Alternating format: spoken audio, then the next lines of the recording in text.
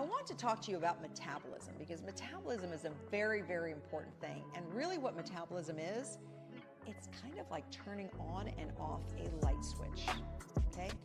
But when it comes to the human body, there's really only two primary things that can turn the light switch on or off. And those two things are exercise and food.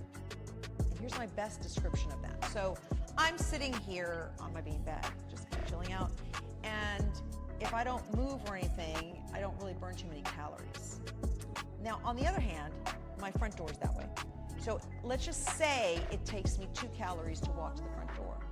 Okay, 2 calories to walk to the front door. But now let's say I'm eating an apple. So I'm eating the apple and I'm walking to the front door. Well, I have now another mechanism inside my body working. So I am digesting and breaking down the apple, so I have the machine working as I'm walking to the door.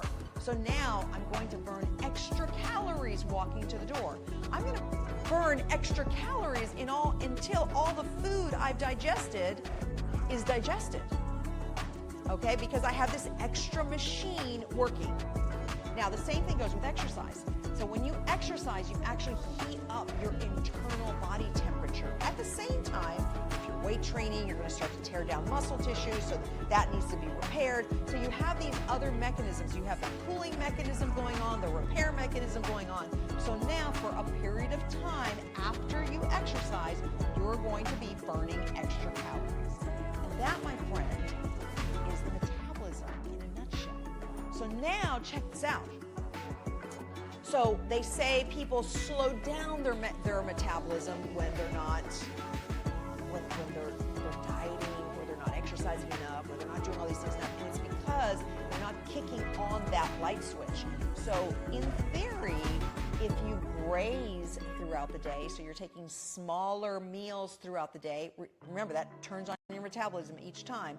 And then instead of doing one massive workout, maybe you do 2 or 3 throughout the day. Guess what? You've turned on your metabolism again more times during the day. You know, I do a lot of corporate wellness workshops.